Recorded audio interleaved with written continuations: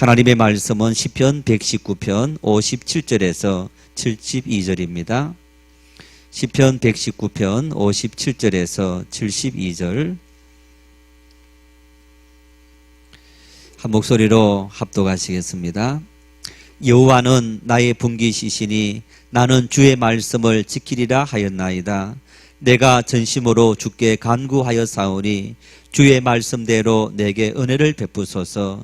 내가 내 행위를 생각하고 주의 증거들을 향하여 내 발길을 돌이켜 싸우며 주의 계명들을 지키기에 신속히 하고 지체하지 아니하였나이다. 악인들의 줄이 내게 두루 얽혔을지라도 나는 주의 법을 잊지 아니하였나이다. 내가 주의 의로운 규례들로 말미암아 밤중에 일어나 주께 감사하리이다. 나는 주를 경외하는 모든 자들과 주의 법도들을 지키는 자들의 친구라. 여호와여, 주의 인자하심이 땅에 충만하였사오니 주의 율례들로 나를 가르치소서. 여호와여, 주의 말씀대로 주의 종을 선대하셨나이다. 내가 주의 계명들을 믿어사오니 좋은 명철과 지식을 내게 가르치소서. 고난 당하기 전에는 내가 그릇 행하였더니 이제는 주의 말씀을 지키나이다. 주는 선하사 선을 행하시오니 주의 율례들로 나를 가르치소서. 교만한 자들이 거짓을 지어 나를 치료하여사오나 나는 전심으로 주의 법도들을 지키리이다.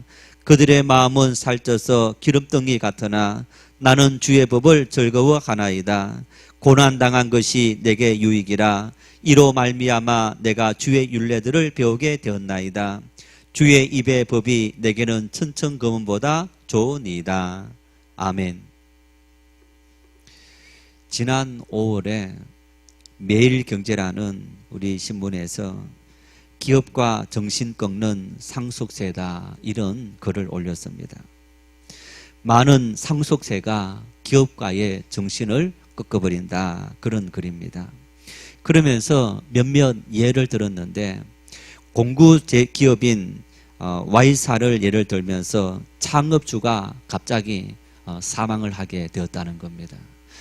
미국에서 경영대학원 MBA를 마치고 돌아와서 이제 아버지 회사에서 경영 수업을 받던 이 아들이 2년밖에 되지 않았는데 100억이나 되는 상속세를 낼 길이 없어서 막막하다, 그런 보도였습니다.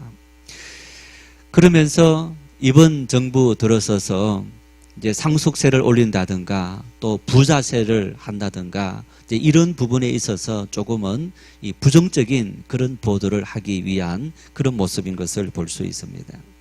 이런 상속세 문제는 비단 우리나라만의 문제가 아니고 외국 기업에도 역시 마찬가지인 것을 우리는 볼 수 있습니다. 여러분, 그럼에도 불구하고 유럽에는 200년이 넘는 장수 기업이 많다고 합니다. 그리고 그런 기업들은 대다수가 가족들이 경영하는 이제 가족 기업이다, 그렇게 말합니다. 부모 또 자식, 형제들이 다 그 기업에 들어가서 함께 일을 한다, 그런 이야기입니다. 그런데 우리나라의 이 가족 기업과 유럽의 가족 기업이 차이가 있습니다. 200년의 역사를 유지하고 있는 그런 중소기업, 유럽의 중소기업은 한 가문이 6대째 계속 이어서 경영하는 것이 아니고 200년 동안에 주인이 6번 바뀌었다는 겁니다. 주인이 6번 바뀌었음에도 불구하고 그 회사는 강소기업으로 아주 견실한 기업으로 남아서 지금도 기업이 운영되어지고 있다라는 그런 이야기를 하는 것을 볼 수 있습니다. 유럽의 기업과 우리나라 기업의 차이점이 여기 있습니다. 우리나라는 내 자손에게 이 기업을 물려줘야 된다, 이런 생각을 갖고 있다면 유럽에는 내 자손이라도 능력이 되지 않고 시비가 맞지 않는다면 그 기업을 물려받을 자격이 없다. 누구든지 자격이 되는 사람, 적절한 사람이 이 기업을 물려받아서 잘 운영하면 된다라는 그런 사고방식이 유럽의 기업가 정신이라면 우리나라는 내 아들에게, 내 손주에게 이 기업이 물려줘야 된다, 이런 생각을 갖고 있는 것을 볼 수 있습니다. 2015년 말 블룸버그가 세계 부호 400명을 발표했습니다. 이 400명 중에서 259명이 자수성가한 사람들이었다. 그렇게 보도했습니다. 미국의 최대 부자인 이 마이크로소프트사의 빌 게이츠, 또 버크셔 해서웨이의 워런 버핏, 페이스북의 저커버그, 또 애플의 고 스티브 잡스, 아마 여러분 우리가 보도를 통해서 한 번쯤은 들어보았던 그런 유명한 인물들인데, 여러분 미국의 최고 재벌에서부터 거의 순서가 그대로 내려가면 거의 대다수가 자수성가했다라는 그런 특징을 갖고 있는 것을 볼 수 있습니다. 400명의 부호 중에서 우리나라 사람들이 5명이 껴 있었는데, 삼성에서 2사람, 현대 또 이런저런 분들이 껴 있었는데, 이분들의 특징은 전부 재벌 2세, 3세 경영을 하시는 이런 분들이다. 본인이 그 시대에 돈을 벌어서 재벌이 된 것이 아니고 부모로부터 물려받아서 재벌이 되었다 하는 이야기입니다. 미국의 피터슨 국제경제연구소가 지난 20년간 경제잡지 포브스가 선정한 억만장자들을 분석했습니다. 재산이 10억 달러 넘는 사람들, 우리 돈으로 1조 1,000억이 넘는 그런 사람들을 조사했는데, 이 부자들 중에서 우리나라 사람들 1조 넘는 부자들이 본인이 돈을 벌어서 이렇게 1조가 넘는 재산을 갖고 있는 사람들은 불과 16%밖에 되지 않고 84%가 부모로부터 유산을 상속받은 재벌이다, 부자다, 그렇게 말했어요. 미국은 이런 부자가 몇 프로쯤 되느냐? 미국은 부모로부터 상속받은 부자가 28%, 일본은 16%, 중국은 2%밖에 되지 않는다고 합니다. 그래서 세계에서 우리나라가 이제 이 왕국, 왕정이라든가 이런 나라 빼고는 우리나라가 상속된 어떤 이 부자, 세계에서 퍼센테이지가 가장 높습니다. 다른 세계의 평균이 한 30%가 되지 않는데 우리나라는 84%가 된다는 것. 여러분, 이와 같은 자료가 시사하는 바가 무엇일까요? 이런 자료들이 우리에게 보여주고 있는 것은 우리나라에서는 당대에 맨손으로 시작해서 억만장자가 되는 성공신화를 더는 기대하기 어려운 사회가 되어져 버렸다. 부모로부터 어떤 재산을 물려받지 않는다면 지금 이렇게 부자를 형성하고 있는 그 그룹으로 새로운 그룹들이 자기 혼자 힘으로는 올라가기가 굉장히 어려운 그런 사회가 되어졌다. 한마디로 말하면 계층 간에 어떤 잘 사는 사람과 또 보통으로 사는 사람과 못 사는 사람들, 이런 계층 간의 이동이 우리 사회는 꽉 막혀버린 그런 사회. 그래서 우리 젊은이들 사이에 수저 계급론이 나타나는 겁니다. 누구는 금수저고 누구는 은수저고 누구는 흙수저다.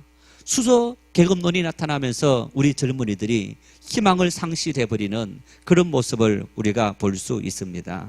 여러분, 이처럼 우리를 절망시키는 세상 현실 속에서 젊은이들은 뭔가 우리의 마음을 뻥 뚫어줄 만한 그런 희망을, 또 그런 소망을 보기를 원하는 것이 우리 젊은이들이 아닙니까? 여러분, 그런데 그런 희망을 보여줘야 할 교회조차도 지난주 말씀을 드린 것처럼 이제 교회의 어떤 목회 대물림을 통해서 자식들에게 또 모든 권한이 상속되어지는 그런 모습을 보면서 수많은 그리스도인들 젊은이조차도 실망하고 마음의 상처를 받고, 그래서 교회를 떠나는 차원을 넘어서서 신앙을 부리는 이런 일들이 있는 것을 볼 수 있습니다. 성경은 물질에 대해서 어떤 입장을 취하고 있습니까? 욥기 1장 21절 말씀 함께 읽겠습니다. 이르되 내가 모태에서 알몸으로 나왔사온즉 또한 알몸이 그리로 돌아가올지라. 주시니도 여호와시오 거두시니도 여호와시오니 여호와의 이름이 찬송을 받으실지니이다 하고, 예수님께서 또 마태복음 6장 20절에 이렇게 말씀합니다. 함께 읽겠습니다. 오직 너희를 위하여 보물을 하늘에 쌓아두라. 거기는 좀이나 동록이 해하지 못하며 도둑이 구멍을 뚫지도 못하고 도둑질도 못하느니라. 욥기의 이 말씀은 욥이 하루아침에 자신의 모든 재물을 잃고 자식까지 잃어버린 그런 절망의 상황 속에서 고백한 고백인데, 내가 어머니 뱃속에서 아무것도 갖지 않는 알몸으로 왔고, 그리고 내가 돌아갈 때에도 빈손으로 가는 것이 인생이다. 그래서 이런 인생에 재물을 주시는 분도 하나님이시고 거두시는 분도 하나님이시다. 한마디로 말하면 우리에게 주어진 이 모든 재물의 소유권은 누구에게 있느냐? 하나님께 있다. 나는 이 세상을 살아가면서 단순히 관리하는 관리자일 뿐이다. 그리고 그 관리의 시간이 끝나면 다시 하나님께 돌리고 가는 것이 우리 인생이다. 그래서 예수님께서도 너희 보물을 하늘에 쌓아두라 이렇게 말씀합니다. 여러분, 하늘에 쌓아두라 이 말씀이 무조건 하나님의 교회에 헌금 많이 해라, 어떤 단순히 이런 차원을 넘어서서 연약하고 그리고 필요한 이웃들, 도움이 필요한 그 이웃들에게 우리가 아낌없이 베풀고 섬기며 살아가는 그런 삶을 실천하라는 겁니다. 유럽의 여러분 많은 부자들, 재벌들을 보면 그래서 꼭 자기 이름으로든지 어떤 이름으로 기부단체를 만들어서 이 돈은 아프리카의 가난한 사람들을 위해서, 에이즈병 환자들을 위해서, 암 환자들을 위해서, 또 그리고 굶어 죽어가는 아이들을 위해서 이 돈이 쓰여지길 원합니다. 그런 재단을 만들어서 의미 있게 사용하는 것을 볼 수 있습니다. 이 모든 것이 바로 성경의 물질을 바라보는 정신인 겁니다. 우리는 이 세상을 살아가면서 물질이 필요하다는 것을 너무 잘 알고 있습니다. 믿는 사람이라고 돈 없이 살아갈 수는 없습니다. 외출할 때에도 우리 지갑이 텅텅 비어 있으면 뭔가 마음이 불안합니다. 내가 원하는 만큼의 돈이 아니더라도 어느 정도 돈이 채워져 있어야만 그래도 우리가 어디 친구를 만난다든가 어떤 곳에 갔을 때에 뭔가 마음이 든든하다, 그런 생각이 드는 것이 우리 인생입니다. 그래서 사람들은 돈 때문에 절망하고 돈 때문에 즐거워하기도 합니다. 열심히 일해야 됩니다. 많은 돈을 벌어야 합니다. 하나님께서도 우리에게 이런 물질이 필요하다는 것을 너무너무 잘 알고 계십니다. 여러분, 그래서 우리는 물질이 우리의 삶에 중요하고 하나님께서도 우리의 물질을 채워주시고 때를 따라 은혜를 주시는데, 이 물질에 대한 이해를 올바로 갖고 있어야만 물질 때문에 좌절하지 않고 절망하지 않고 시험 들지 않고 기쁨으로 살아갈 수 있게 되는 겁니다. 우리 신앙인들은 물질에 대해서 어떤 생각을, 어떤 인생관을 가져야 할까? 여러분, 오늘 본문 57절 말씀을 다시 한번 읽겠습니다. 여호와는 나의 분깃이시니 나는 주의 말씀을 지키리라 하였나이다. 여호와는 나의 분깃이시다. 여러분, 이 분깃이라는 말이 무슨 말입니까? 부모가 재산의 한 몫을 유산으로 나누어 주는 것. 그래서 나에게, 여러분, 이 분깃이라는 말은 내 재산이다, 이런 의미입니다. 이 재산은 부모로부터 상속받은 재산이다, 우리 사회와 같이. 그래서 내가 지금 이렇게 살아가는 것은 내 힘과 내 능력으로 사는 것이 아니라 내가 부모의 도움으로 살아가고 있고 부모가 베풀어준 그 유산으로 내가 지금 이렇게 살아가고 있다. 한마디로 말하면 이 분깃이라는 것은 나의 기업입니다. 내 삶의 힘입니다. 내가 가진 모든 소유물을 의미하는 그 의미가 바로 여호와는 나의 분깃이라 라는 이 말 속에 나타나는 의미인 겁니다. 그런데 보십시오. 다윗이 이 고백을 하고 있는데, 다윗이 나의 분깃입니다 라고 했는데, 내가 지금 이스라엘의 두 번째 왕으로서 내가 소유하고 있는 이 모든 재물이, 왕으로서 누리고 있는 권자가, 그 어떤 권력이 내 힘이고 내 재산이고 내 분깃이다 라고 말하지 않습니다. 다윗은 고백하기를 내가 소유하고 있는 이 모든 것이 내 인생의 참된 기업이 아니라 여호와 하나님, 나를 왕으로 삼으신 하나님이 내 인생의 참된 기업이요 분깃되심을 나는 고백합니다. 그렇게 다윗은 고백하고 있어요. 여러분, 예수님께서도 이 말씀의 의미를 우리에게 해석해 줍니다. 마태복음 6장 34절 말씀 함께 읽겠습니다. 그러므로 내일 일을 위하여 염려하지 말라. 내일 일은 내일이 염려할 것이요 한날의 괴로움은 그날로 족하니라. 왜 우리가 걱정, 근심, 염려하고 삽니까? 외출을 하면서 아니면 우리가 살아가면서 내 통장 잔고가 없어지고 지갑에 돈이 없을 때 왜 우리가 염려합니까?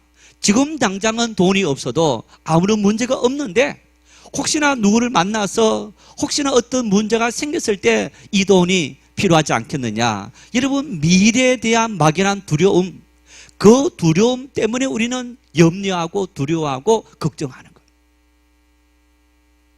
만일 지금 이 시간 여러분 앉아서 예배를 드리시면서 내가 내일 되면 우리 어떤 회사에 돈도 갚아야 되고 누구에게 돈도 갚아야 되는데, 여러분 아직까지 24시간 뒤에 그리고 그 24시간 동안 우리의 삶에 어떤 일이 생길지 아무도 알지 못합니다. 그런데 우리는 미리 그 모든 것을 걱정하고 염려하고 살아가는 것이 우리 인생인 거예요.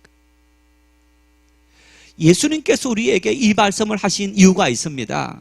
이 말씀을 하시기 전에 예수님은 공중의 새들을 보라, 들의 백합화를 보라, 그러시면서 말씀합니다.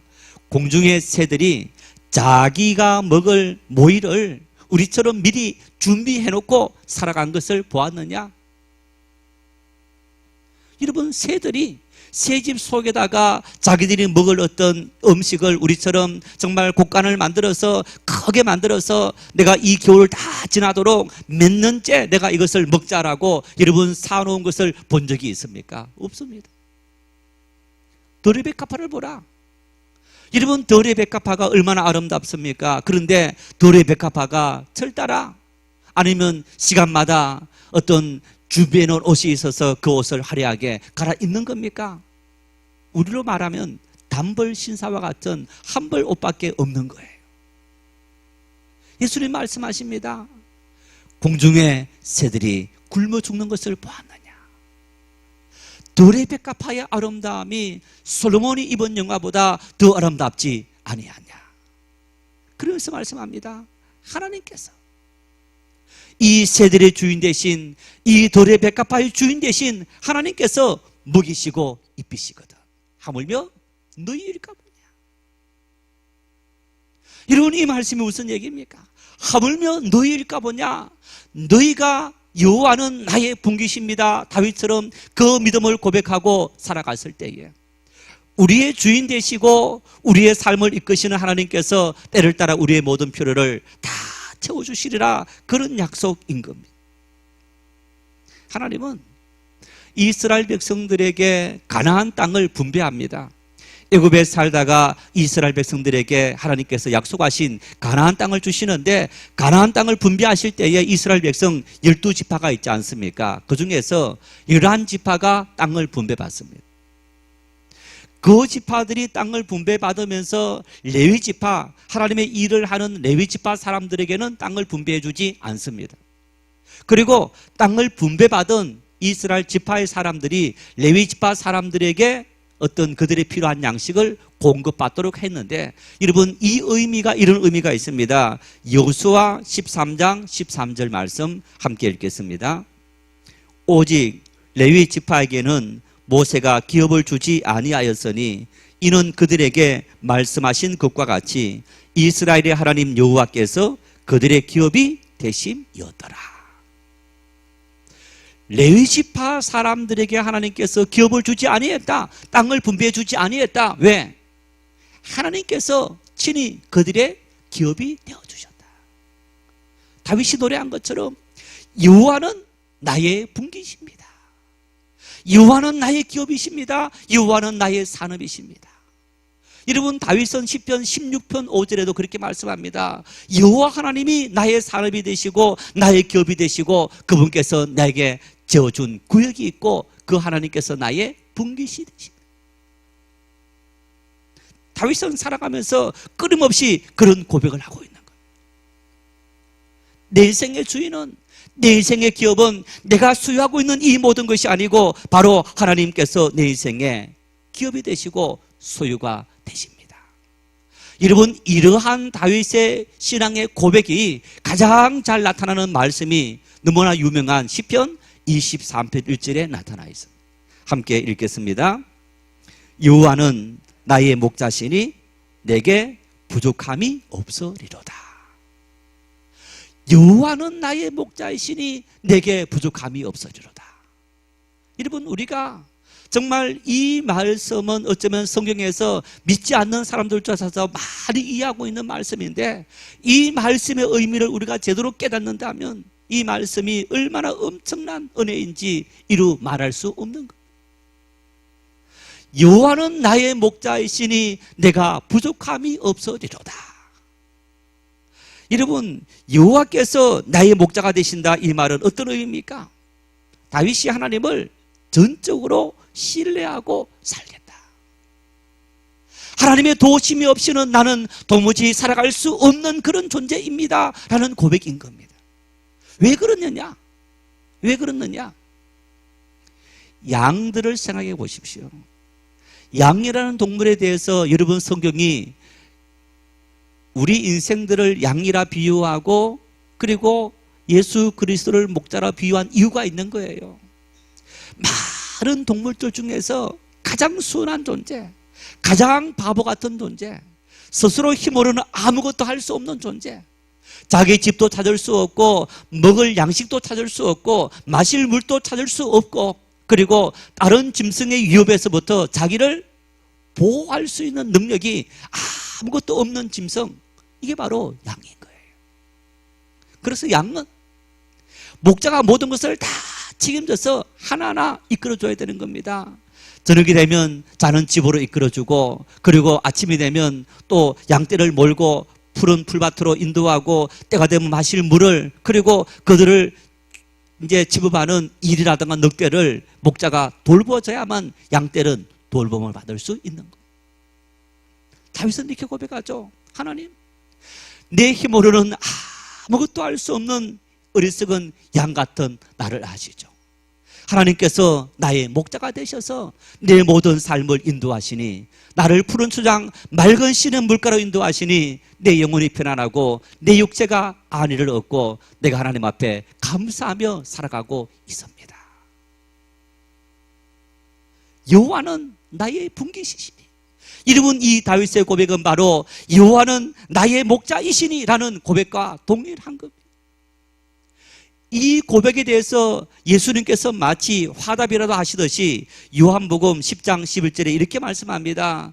나는 선한 목자라, 선한 목자는 양들을 위하여 목숨을 버리거니와. 나는 목자인데 선한 목자가 되어서 너희를 위해서 내 목숨까지도 다 바치는 그런 목자이다. 다시 말하면 내 자신을 희생하면서까지도 나는 너희들을 책임져주고 너희를 이끌어주는 선한 목자가 되신다. 하나님께서 우리에게 부어주시는 그 은혜와 축복은, 여러분, 참 예수님께서 십자가를 지시기까지 희생하지 않았습니까? 그런 엄청난 사랑을 우리에게 부어주시는 목자가 바로 우리의 왕이신 예수 그리스도이시다, 이런 고백인 겁니다. 여러분들은 어떤 하나님을 믿고 있습니까? 여러분들은 어떤 하나님을 성령을 통해서 이해하고 있습니까? 아마 자신이 처해 있는 상황에 따라서 이해하고 다가오는 하나님의 모습이 다를 겁니다. 질병 속에 있는 분들은 하나님은 치료하시는 분이시다. 죄를 짓고 움츠리고 있는 사람에게는 하나님은 심판하시는, 심판의 칼을 드신 두려우신 분으로 다가올 수도 있습니다. 가난 속에 있는 성도들에게는 하나님은 부유하신 분으로서 우리의 모든 필요를 채워주시는 그런 하나님이 되신 것을 우리가 소망하기도 하는 겁니다. 마태복음 22장 37절에서 40절 말씀을 같이 읽겠습니다. 예수께서 이르시되 내 마음을 다하고 목숨을 다하고 뜻을 다하여 주 너희 하나님을 사랑하라 하셨으니 이것이 크고 첫째 되는 계명이요 둘째도 그와 같으니 내 이웃을 내 자신과 같이 사랑하라 하셨으니 이 두 계명이 온 율법과 선지자의 강령이니라. 온 율법과 선지자의 강령이라. 그 얘기는 구약 성경 전체를 정리하면 구약 성경 모세를 통해 주신 말씀과 많은 선지자 그들을 통해 주신 그 말씀을 정리하면, 여러분 이 정리를 누가 하신 겁니까? 예수님께서 하신 거예요. 예수님께서 정리하시기를 이 구약 성경 전체는 하나님을 사랑하고 내 이웃을 내 몸처럼 사랑해라. 이것이 바로 구약 성경의 정신이라는 겁니다. 여러분, 그래서 그 구약 성경의 정신을 예수님은 한마디 말씀으로 표현하지 않습니까? 요한복음 3장 16절입니다. 함께 읽겠습니다. 하나님이 세상을 이처럼 사랑하사 독생자를 주셨으니 이는 그를 믿는 자마다 멸망하지 않고 영생을 얻게 하려 하심이라. 하나님이 사랑하셨다. 영생을 얻게 하려 하심이라. 여러분, 이 말씀들이 어떤 의미인 겁니까? 사랑했다는 것은 우리를 위해서 예수님은 모든 것을, 당신의 생명까지도 아낌없이 희생했다. 우리를 위해서 모든 것을 다 부어주셨다. 영생을 얻게 했다. 하늘의 은혜를 우리로 하여금 풍성히 누리도록 인도하셨다라는 의미가 아닙니까? 그래서 여러분, 이 요한복음 3장 16절은 우리 인생들은 하나님께서 사랑하시는 그 사랑을 입은 존재이고 또 입을 존재들이고 그 사랑을 풍성히 누리며 살아가는 그런 존재로 우리는 부름을 받았다. 이런 의미고, 한마디로 말하면 하나님은 우리를 위해서 이처럼 엄청난 은혜와 사랑과 그리고 우리에게 놀라운 축복을 내려주시는 그런 하나님이시다. 간혹 여러분, 교회에서 아니면 어떤 목사님이 또 누군가가 헌금을 강조한다든가 헌신을 강조할 때 시험 드는 성도들이 있습니다. 여러분, 그러나 내가 하나님께로부터 받은 말을 생각한다면, 받은 은혜를 생각한다면 나에게 요구하는 것은 아주 작은 부분일 겁니다. 이 모든 것이 하나님께서 나에게 선물로 주셨다. 생명을 선물로 주셨고 재능을 선물로 주셨고 그리고 물질을 선물로 주셨고 나에게 시간과 환경을 하나님께서 다 채워주셨다. 하나님, 내 것은 아무것도 없습니다. 주님께서 요구하신다면 내 그것뿐 아니라 속까지도 벗어서 하나님께 바쳐야 되는 것이 내 인생입니다. 여러분, 그것이 하나님 앞에 서 있는 우리들의 가장 기본적인 생각이어야 하는 것. 왜? 다 우리 아버지께서 우리에게 채워주시는 사랑의 하나님이시기 때문에. 성경에 나타난 하나님의 정신은 바로 이 정신입니다. 하나님은 우리에게 죄를 덮어씌워서 우리를 하여금 심판을 받고 벌을 받고 여러분 가난하게 되고 저주받는 그런 삶을 살아가도록 우리를 하나님께서 지으신 분이 아닙니다. 하나님의 사랑 속에 하나님의 은혜를 풍성히 누리며 살아가는 그런 사람이 되도록 인생들을 만드셨고 우리를 그렇게 하기 위해서 우리를 부르셨다. 왜 우리가 그런 삶을 살아가지 못합니까? 왜 우리가 오늘 이 땅을 살아가면서 절망하고 좌절하고 아파하며 살아가고 있습니까? 다시 말하면 우리가 어떻게 하면 여러분 이런 모든 것에서 다시 하나님의 은혜 속에 온전히 거할 수 있느냐? 오늘 시인은 고백합니다. 먼저 59절 60절 말씀을 같이 읽겠습니다. 내가 내 행위를 생각하고 주의 증거들을 향하여 내 발을 돌이켜 싸우며 주의 계명들을 지키기에 신속히 하고 지체하지 아니하였나이다. 이 말씀은 내 행위를 생각하고 내 발을 돌이켰다. 그 얘기는 회개했다라는 얘기입니다.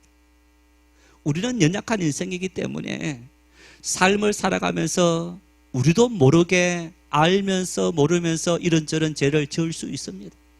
여러분, 그런 죄를 지었을 때마다 우리가 해야 될 일들은 하나님 앞에 회개하는 일입니다. 그런데 오늘 시인은 고백합니다. 내가 신속히 지체하지 아니했다. 지체할수록 우리에게 데미지가 되고 지체할수록 우리가 변명하게 되고, 그래서 이 시인은 내가 하나님 앞에서 온전하지 못했던 인생의 문제가 있을 때마다 내가 즉시 하나님 앞에 회개하고 돌이키고 하나님의 은혜 속에 다시 들어왔다. 하나님과 우리 사이의 관계를 회복했다는 겁니다.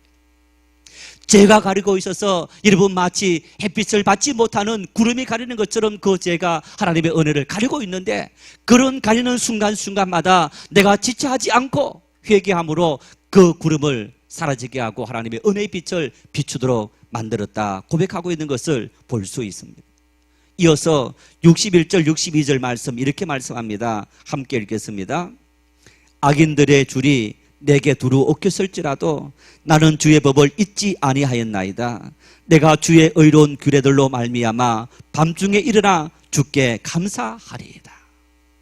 이 말씀은 이 악인들의 줄이다라는 말은 의를 헤아려는 악인의 중상모략과 음모를 말합니다. 역시 밤중이라는 말 역시 마찬가지입니다. 악이 가득한 극한 환란의 상태를 의미합니다. 여기에서 나타나는 이 본문의 환란과 음모, 중상, 모략은 내 잘못이라기보다는 나와 상관없이도 나에게 이런 환란이 닥쳐오는 그런 경우들도 포함하고 있습니다. 여러분, 삶을 살아가면서 이유 없이 우리에게 환란이 오는 경우들이 있습니다. 하나님, 내가 무슨 죄를 지었습니까? 내가 죄를 지었다면 이런 벌을 받는 것이 마땅한데 나는 벌을 받을 만한 죄를 지은 적이 결코 없습니다. 여러분, 그렇게 신음하고 기도하시는 분들이 있습니다. 이런 경우들이 분명히 있을 수 있습니다. 성경을 보십시오. 욥이 그러했습니다. 다니엘이 그러했습니다. 다니엘의 친구 사드락과 메삭과 아벳느고가 그러했습니다. 수많은 믿음의 사람들이 이유 없이 그들의 삶에 시련과 환난과 역경이 찾아왔습니다. 여러분, 그러한 순간순간마다 어떻게 말합니까? 밤중에 일어나 주께 감사하리이다. 업무 중에, 환난 중에, 시험 중에 감당할 수 없는 그런 상태 속에도 하나님 앞에 감사했다. 무슨 얘기입니까? 하나님께서 내 삶의 주인이 되셔서 나를 지배하시고 통치하고 계시기 때문에 나는 이러한 시련 환난 속에도 하나님을 바라보고 하나님께서 때를 따라서 내 모든 삶을 다 이끄실 줄 믿습니다. 마치 이런 것과 마찬가지입니다. 두라 평지에서 여러분, 다니엘의 세 친구 사드락과 메삭과 아벳느고가 큰 금신상을 만들어 놓고 그 130도에 있는 모든 관리들을 불러 모았습니다. 자, 북이 울리면 이 신상 앞에 절해라. 세 친구가 절하지 않습니다. 옆에 있는 사람이 일러서 왕 앞에 불려갔습니다. 너희들이 왜 절하지 않느냐? 만일 절하지 않는다면 너희를 저 맹렬히 타는 풀무 속에 던져 넣어버리겠다. 사드락과 메삭과 아벳느고가 말합니다. 왕이여, 다시 기회를 주신다 할지라도 우리는 결코 저 금신상 앞에 절하지 않겠습니다. 만일 당신이 우리를 저 풀무 속에, 불 속에 넣어서 던져 죽인다 할지라도 우리는 절하지 않습니다. 당신이 우리를 던져 넣는다면 전능하신 하나님께서 우리를 지키실 줄 믿습니다. 그러나 그래야지 아니하실지라도 우리는 저 신상을 섬기지 않고 하나님을 섬기겠습니다. 음모에 의해서, 중상모략에 의해서 내 삶에 환난과 시련이 온다 할지라도 하나님을 섬기고 하나님 앞에서 믿음의 정주를 지키는 그런 삶을 살겠습니다. 여러분, 그것이 바로 감사함인 거예요. 내 삶 속에는 하나님 앞에 감사가 있습니까? 하나님께서 내 삶의 주인이 되셔서 내 모든 인생의 그런 걸음을 인도하고 계신다는 그런 고백이 감사이기 때문인 거예요. 그래서 바울 사도는 말하지 않습니까? 범사에 감사하라. 이는 그리스도 예수 안에서 너희를 향하신 하나님의 뜻이니라. 왜 감사하냐? 모든 범사에 감사하냐? 하나님께서 주인이 되셔서 내 모든 삶을 통치하고 계신다. 마지막으로 본문 66절 말씀입니다. 같이 읽겠습니다. 내가 주의 계명들을 믿어 사오니 좋은 명철과 지식을 내게 가르치소서. 명철이라는 말은 어떤 사물이나 행위의 가치를 판단하는 분별력이나 이해력을 의미합니다. 어떤 사물이 있는데 이 사물이 어떤 이 가치가 있느냐, 그걸 이해하는 것. 지식이라는 말은 어떤 사실에 대한 명확한 인식, 가타부타, 그리고 하나하나 세분해서 그 모든 것에 대해서 분석하고 파악하는 능력, 이것을 바로 지식이다. 여러분, 그래서 인생을 살아가면서 우리는 우리에게 다가온 인생의 사건들, 그리고 어떤 일들, 그리고 많은 관계성, 이 모든 것을 잘 잘 분별하고 이해할 수 있는 그런 지혜가 우리에게 필요합니다. 그런데 여러분, 이러한 일들의 근원이 어디 있느냐? 시인은 고백합니다. 내가 주의 말씀들을 믿어 사오니 좋은 명철과 지식을 내게 가르치소서. 다시 말하면 하나님이요, 하나님께서 나에게 이 모든 사건을 이해하고 이 모든 사건을 분석할 수 있는 능력을 주셔야만 내가 그 모든 것을 분석하고 이해하고 인생을 살아갈 수 있습니다. 내 지식을 의지한 것이 아니라 하나님의 지식을 의지하고 하나님의 능력을 의지했던 그런 삶의 모습을 이 말씀을 통해 확인할 수 있는 일입니다. 여호와는 나의 목자이시니, 여호와는 나의 분깃이시니. 여러분, 이 다윗의 고백이 하나님은 나의 산업이십니다, 하나님이 나의 기업이십니다, 하나님이 내 축복의 근원이십니다, 하나님이 나의 능력이십니다, 여러분, 이런 고백인데 우리가 어떻게 하면 그런 하나님께서 나의 기업이 되시고 나의 목자가 되시고 나의 분깃이 되셔서 내 힘의 원천이 되어서 살아갈 수 있느냐? 오늘 이 말씀들처럼 하나님의 말씀 안에 내 인생의 모든 지혜가, 지식이 명철이 있음을 믿습니다. 하나님, 내가 모든 환경 속에 어떤 삶이 닥쳐온다 할지라도 나는 감사하겠습니다. 뿐만 아니라 하나님 말씀에 비추어서 내 삶을 돌이키고 항상 하나님 앞에서 잘못한 일이 있을 때는 즉시 회개하고 하나님의 은혜를 구하는, 하나님과 나 사이에 막혀있는 그 모든 담장을 속히 제거하겠습니다. 그런 고백을 하고 있습니다. 성도 여러분, 하나님이 나의 분깃 되신다, 목자이시다 라고 하고 있는 우리의 삶 속에 나는 오늘 다윗처럼, 시인처럼 이런 마음을 품고 하나님을 나의 목자로 인정하고 있는지 우리의 삶을 돌아보시면서 우리의 삶 속에서 이런 모습을 통해서 하나님께서 우리의 목자가 되셔서 우리의 삶을 이끄시는 그 은혜를 우리 모든 남은 생에, 우리의 평생에 풍성히 누리며 살아가는 그런 믿음의 사람들이 될 수 있기를 바랍니다. 특히 하나님 말씀은, 이 성경 말씀은 단순히 글자가 아닙니다. 여러분, 우리 눈에 보이는 이 흰 바탕 위에 검은 펜으로, 검은 물감으로 그려진 이 글씨는 살아있는 하나님의 말씀인 줄 믿으시기를 바랍니다. 이 말씀은 살아있는 거예요. 그 말씀 믿는 사람에게 살아있어서 우리의 모든 영과 혼과 간질과 골치를 찔러 쪼개고 우리의 삶을 변화시키고 능력이 있도록 만드는 하나님의 능력의 말씀이다. 왜? 하나님은 말씀으로 우리에게 오셨기 때문에 이 말씀을 매일 가슴에 새기고 이 말씀을 통해 하나님 앞에 속히 회개하고 감사하고 하나님의 명철을 구해서 하나님께서 나의 목자이십니다 고백해서 하나님의 은혜를 풍성히 누리는 복된 삶들, 감사하는 삶들 풍성히 누릴 수 있기를 바랍니다.